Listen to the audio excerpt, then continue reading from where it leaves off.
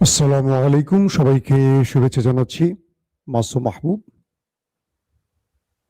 প্রিয় দর্শক, সকালের লাইভ সেশনে বেশ কিছু গুরুত্বপূর্ণ খবর আছে আপনাদের জন্য। বড় ঘটনাটি হলো মার্কিন যুক্তরাষ্ট্রের দুটো টার্গেটে মুস্তফা বাহিনী ব্যাপক অ্যাটাক করেছে। প্রচুর হতাহতের খবর পাওয়া যাচ্ছে। দ্বিতীয় গুরুত্বপূর্ণ খবর, নেতাকাকুর আকাশ এখন ইরানের দখলে। কিছুক্ষণ পরপর মিসাইল এবং ড্রোনের মাধ্যমে তাণ্ডব চালাচ্ছে সেখানে। আরো বড় গুরুত্বপূর্ণ খবর, নেতানিয়াহুর সাথে মোসাদের দূরত্ব আর নেতানিয়াহুর সাথে মার্কিন প্রশাসনের দূরত্ব ক্রমান্বয়ে বাড়ছে। কিন্তু কেন? আব্বাস আরাকচি বলছেন ২৭ দিনের যুদ্ধে তার শত্রুরা প্রায় ৬০০ স্কুল ধ্বংস করেছে, ১,০০০-এর অধিক শিশু প্রাণ হারিয়েছে। দর্শক, নতুন করে ইরান আবারও ৬টি রাষ্ট্রের রেড নোটিশ জারি করেছে। সেই রেড নোটিশে কোন ৬টি দেশ আছে, তাদের টার্গেট কি হতে পারে? চলেন আমি আপনাদেরকে একটা একটা করে সেই খবরগুলো দেবার চেষ্টা করছি। আপনারা কি দেখতে এবং শুনতে পাচ্ছেন ক্লিয়ার? আমাকে একটু কমেন্ট করে জানাবেন। প্রথম যে খবরটি দিয়ে শুরু করতে চাই, নেতা সাহেবের দেশ তেল আবিবের এখন সাইরেন একটা প্রতিদিনকার ঘটনা হয়ে গেছে। প্রতি মুহূর্তে সেখানে সাইরেন বাজছে, মানুষের মধ্যে টেনশন, উদ্বেগ বাড়ছে। মানুষ তার ঘরের থেকে বেরিয়ে গেছে, থাকছে এখন শেল্টার জোনে, বাংকারে। তাদের মানুষগুলো বলছে যে আমরা এইভাবে থাকতে থাকতে মানসিকভাবে অসুস্থ হয়ে পড়ছি, কারণ আমাদের ২৭ দিন ধরে আমরা এইভাবে বাংকারে অবস্থান করছি। এখন আমরা আমাদের ঘর বাড়িতে ফিরে যেতে পারছি না ঠিক মতো। গতকাল ইরান সেই দেশটির ভেতরে বড়সড় বেশ কিছু অ্যাটাক করেছে। এমনও অ্যাটাক হয়েছে যে মিসাইলগুলো, একটি মিসাইল গিয়ে কয়েকটি ভবনে একসাথে হিট করে পুরো ধ্বংস করে ফেলেছে। আবার সবচেয়ে বিপজ্জনক যে বিষয়টি তৈরি হয়েছে সেটি হলো, ইরানের মিসাইল বা ড্রোনকে ইন্টারসেপ্ট করতে গিয়ে ইসরায়েল যখন ইন্টারসেপ্ট করছে, তখন সেই ইন্টারসেপ্টের সময় সে মিসাইলের ধ্বংস হওয়ার টুকরো টুকরো ওয়ারহেডগুলো, এগুলো সেই দেশটির ভেতরে পড়ছে এবং সেখানে বিভিন্ন জায়গায় আগুন ধরে যাচ্ছে, প্রাণহানির ঘটনা ঘটছে। কালকেও মারা গেছে কজন। অর্থাৎ আকাশে যখন এই মিসাইল বা ড্রোনটিকে ইন্টারসেপ্ট করছে ইসরায়েল, তখন সেটি তার দেশের, মানে তার ভূখণ্ডের মধ্যেই বিভিন্ন জায়গায় পড়ছে। সেখান থেকেই বিস্ফোরণ হচ্ছে এবং ব্যাপক হতাহত বা ক্ষয়ক্ষতির ঘটনা ঘটছে। এটি হলো সেই দেশটির জন্য সবচেয়ে উদ্বেগের। এতদিন তারা বলতো ইন্টারসেপ্ট করেছে, এখন তারা ইন্টারসেপ্ট করলেও তাদের জনগণ ক্ষতিগ্রস্ত হচ্ছে, তাদের আবাসন ক্ষতিগ্রস্ত হচ্ছে, তাদের বিভিন্ন স্ট্রাকচার, মানে স্থাপনা ধ্বংস হচ্ছে। বলা হচ্ছে এই মুহূর্তে আকাশ মুস্তফা বাহিনীর দখলে প্রায়, কারণ প্রতি মুহূর্তে ড্রোন এবং মিসাইল ধারাবাহিক সেই দেশটিতে প্রবেশ করছে এবং তাদের ইন্টারসেপ্টর সেইভাবে সেগুলোকে ইন্টারসেপ্ট করতে পারছে না।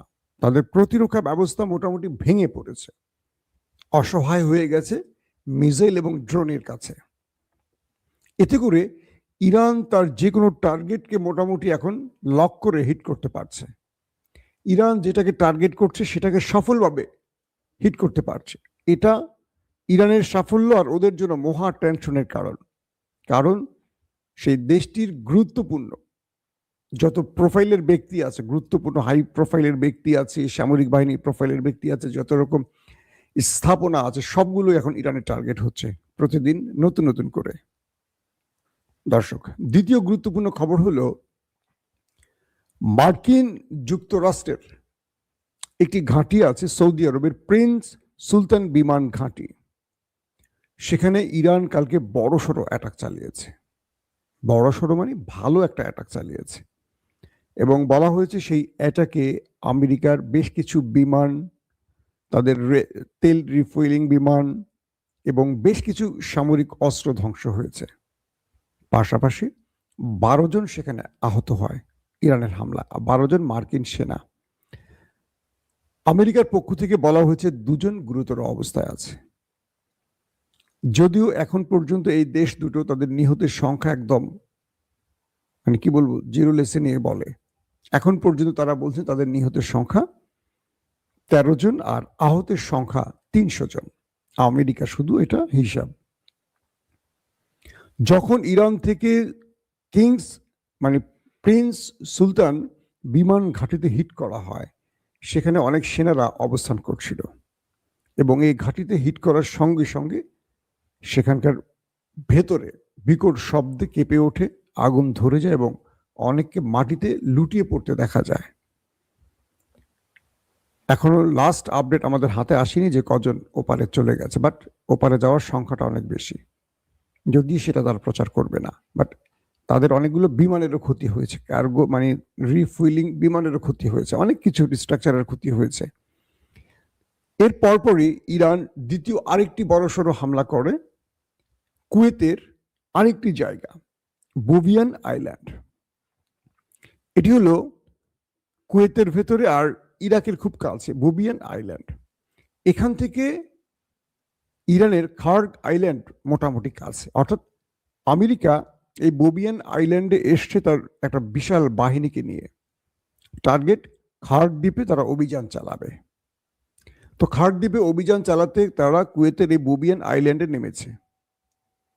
ইরান এই তথ্যগুলো পেয়ে গেছে কোন ইন্টেলিজেন্স সোর্সের মাধ্যমে। তারপর ইরান সেখানে বড়সড় অ্যাটাক চালায়।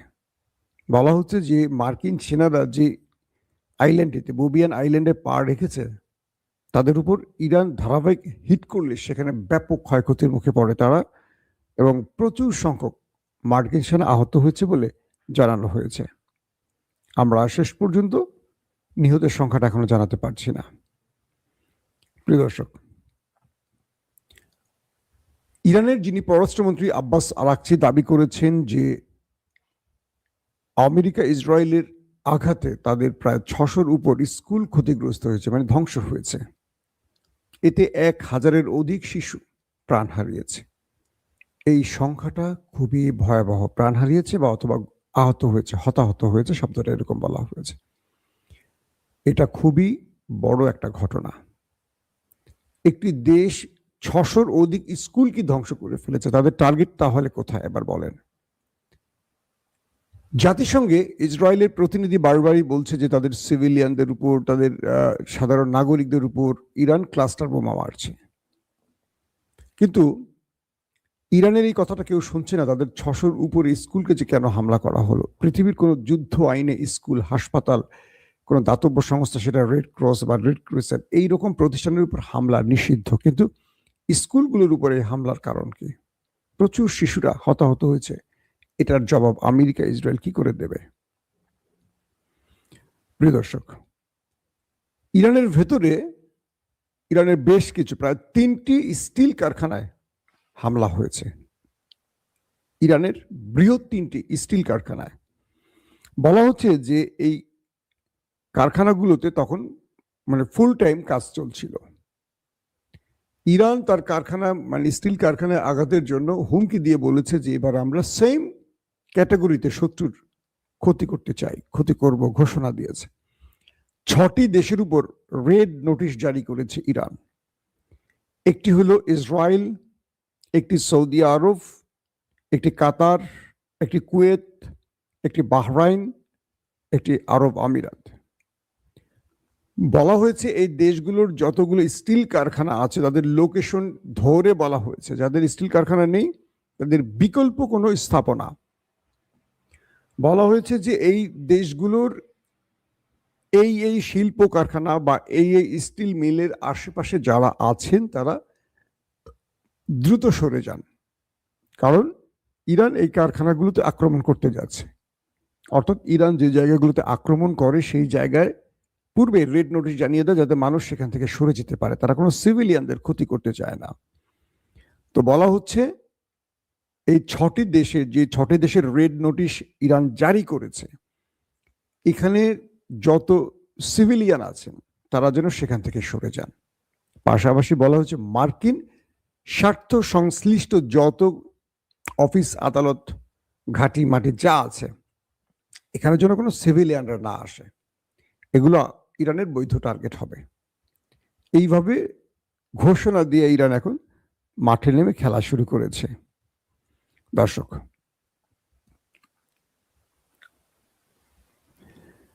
ইরানের সাথে এই লড়াইতে কে নামিয়েছিল আমেরিকাকে? এই প্রশ্নটি অনেকেই করেছেন, অনেকের জানা।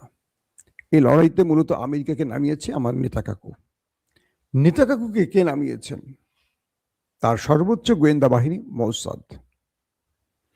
কালকে আমি একটি খবর দিয়েছিলাম আপনাদের যে মার্কিন ভাইস প্রেসিডেন্ট জেডি ভেন্স, তিনি নেতানিয়াহুর সাথে টেলিফোনে বেশ ঝাড়াঝাড়ি করেছেন। বলছেন যে আপনার ভুল তথ্যের আলোকে এই যুদ্ধে নেমে আমরা এখন কড়াই ঘন্টায় মাসুল দিচ্ছি। জেডি ভেন্স নেতানিয়াহুকে বলছেন। নেতানিয়াহু বলছেন যে আমার কি দোষ, আমার গোয়েন্দা বাহিনী আমাকে এই তথ্য দিয়েছে। জেডি ভেন্স বলছেন আপনার ভুল গোয়েন্দা তথ্যের আলোকে আজকে আমরা যুদ্ধে জড়িয়ে যে পরিমাণ ক্ষতিগ্রস্ত হচ্ছি, পৃথিবীর কাছে আমাদের অবস্থান কোথায় গেছে এটার হিসেব চুকাতে হবে। অর্থাৎ মার্কিন প্রশাসন ট্রাম্পকে দায়ী করছেন যে তুমি একটা ভুল যুদ্ধে আসছো, তোমাকে পেন্টাগন বা মার্কিন জেনারেলরা বারবার সতর্ক করেছিল।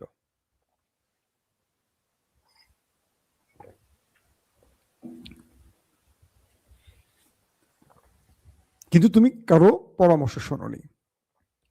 তুমি বলেছো যে তোমার কাছে সঠিক তথ্য আছে, নেতানিয়াহু সঠিক তথ্য দিয়েছে, মোসাদ তোমাকে সঠিক তথ্য দিয়েছে। তুমি আমাদের সিআইএ এর কোনো বা আমাদের পেন্টাগনের যারা নিরাপত্তার দায়িত্বে আছে তাদের কারো বক্তব্য সেভাবে তুমি গ্রহণ করোনি।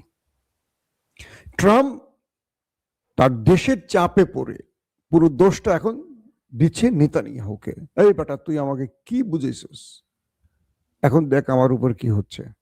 নেতানিয়াহু পুরো দোষটা এখন চাপাচ্ছে মোসাদের উপর, যে তোমার কাছে কি তথ্য ছিল? তুমি বলছো যে আমরা আক্রমণ করলে সরকার তাসের ঘরের মতো ভেঙে পড়বে। ইরানি রেজিম তো আরো স্ট্রং হয়ে গেছে, এখন আমরা কি করব?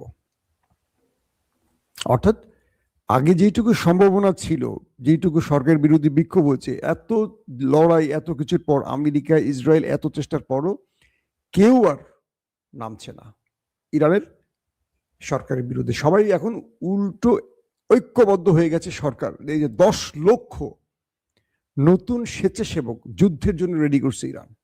কল্পনা করছেন আমেরিকার বিরুদ্ধে যুদ্ধের জন্য 10 লক্ষ সেনা রেডি করে ফেলেছে ইরান কয়েকদিনের মধ্যে। আর যেখানে ইসরায়েলে 15,000 সেনা সংকট রয়েছে, পেন্টাগন বলছে তাদেরও সেনা সংকট রয়েছে। আমার প্রশ্ন হলো, ইসরায়েলে যে সেনা সংকট রয়েছে, এই 15,000 সেনা সংকট হলো কি করে হঠাৎ করে? তার মানে প্রচুর পরিমাণে ওপারে গেছে, প্রচুর পরিমাণে ইনজুর্ড হয়েছে, আহত হয়েছে। হঠাৎ করে এই সংকট হওয়ার কথা না। তাদের নিয়মিত সেনা আছে 1,69,000, আর রিজার্ভ ফোর্স বা রিজার্ভ বাহিনীতে আছে 4 থেকে 4.5 লক্ষ। তো এই পরিস্থিতিতে গত 23-এর 7 অক্টোবরে তারা গাজার বিরুদ্ধে লড়াই শুরু করে এবং লেবানন, ইরাক, সিরিয়া ফ্রন্টও তারা লড়াই করে। পরবর্তী তারা গত জুনে ইরানের সাথে 12 দিনের যুদ্ধ করে এবং আজ 27 দিন চলছে এই যুদ্ধের। তো এই অবস্থা তাদের এখন কান্নাকাটি শুরু হয়ে গেছে। তারা তাদের ভেতরে তাদের সেনাবাহিনী, আইডিএফ প্রধান বলছে যে আমাদের সেনাবাহিনী ভেঙে পড়তে পারে। তো এই পরিস্থিতি তৈরি হয়েছে আজ যুদ্ধের 27 দিনে। ইরান এই যুদ্ধটাকে আরো লম্বা সময় টেনে নেওয়ার চিন্তায় কাজ করছে। এখন যে বিষয়টি তৈরি হচ্ছে যে মার্কিন যুক্তরাষ্ট্রে আজ থেকে শুরু হচ্ছে নো কিংস বিক্ষোভ, যেটা আমি আপনাদের কয়েকবার বলেছি। অর্থাৎ মার্কিন যুক্তরাষ্ট্রে কেউ রাজা নয়, সবাই জনগণের ভোটে সেবক। তো কেউ যদি নিজেকে রাজা মনে করে, তার বিরুদ্ধে, অর্থাৎ এই যুদ্ধটা যে শুরু হয়েছে আমেরিকার ডোনাল্ড ট্রাম্পের একক সিদ্ধান্তে, নিজেকে সে সর্বা মনে করে, এটার বিরুদ্ধে প্রায় 9 মিলিয়ন পিপল আজকে আমেরিকায় ডোনাল্ড ট্রাম্পের বিরুদ্ধে বিক্ষোভের ঘোষণা দিয়েছে। আমরা দেখতে চাই কত মানুষ আছে আমেরিকার নামে ডোনাল্ড ট্রাম্পের বিরুদ্ধে। দর্শক, বিদায় নিচ্ছি আজকের মতো। প্রত্যেকে ভালো থাকবেন। আল্লাহ হাফেজ। ওপেন দাইস মানে সত্যকে সত্য বলা, মিথ্যেকে মিথ্যে বলা। আমরা শোনা কথা নয়, চোখে যা দেখি তাই বলি।